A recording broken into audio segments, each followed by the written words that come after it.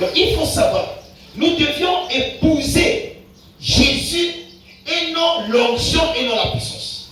Parce que comme Christ n'est pas formé dans les chrétiens, on est des païens. Quand vous trompez. Alléluia.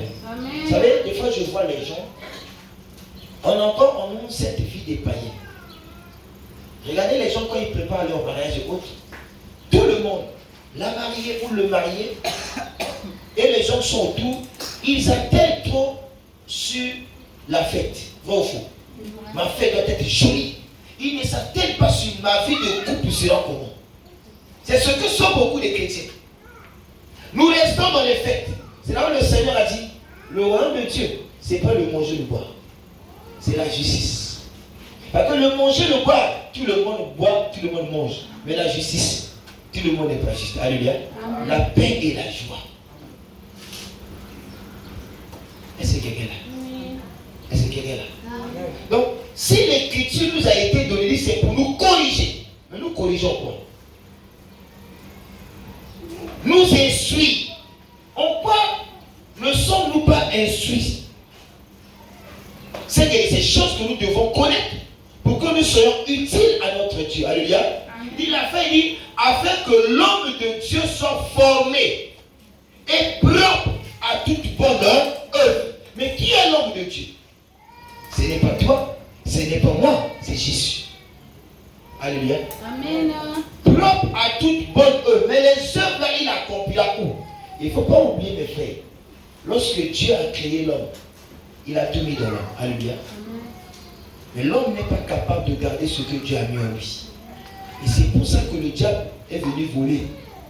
C'est là où dit Jean 10. Le diable ne vient que pour voler. Donc l'évangile a pour but de former Christ en nous. Alors, Christ formé en nous, il devient notre maître. Et Christ se forme en nous comment? Par sa parole. Alléluia. Amen. Parce qu'il y a beaucoup de gens qui n'aiment pas la parole. Ils n'aiment pas écouter la parole de Dieu. Mais ils se plaisent à autre chose. Moi, ce que j'aime à l'église, c'est quand les gens font l'adoration, la louange. Là, je me trouve. Mais la parole, ce n'est pas leur affaire. Enfin, Christ est formé par la parole.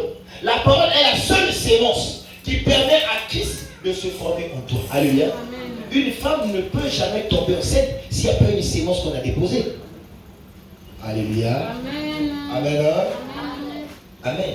Amen. Quand nous venons à l'église, qui désirons-nous? Mais que désirons-nous? Nous désirons souvent les miracles. Alléluia. Nous désirons le succès. Pour que les gens nous voient. Dieu a changé ma vie. J'étais venu à l'église, je venais à pied, là j'ai une voiture. C'est tout. Mais ça, ce n'est pas Christ formé en nous. Parce que quand Christ est formé en toi, il a la capacité de gérer ta vie. Et de faire le travail que Dieu veut dans ta vie. Alléluia. Amen. La Bible dit, quand Dieu a créé l'homme, il les a bénis.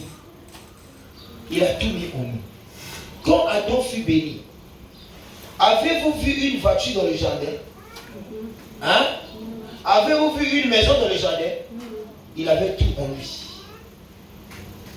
Mais au fil du temps, les humains sur la terre ont commencé à construire des maisons. Et ça, c'est une richesse. L'intelligence, c'est une richesse. Alléluia. Les gens commencent à créer des avions, des téléphones.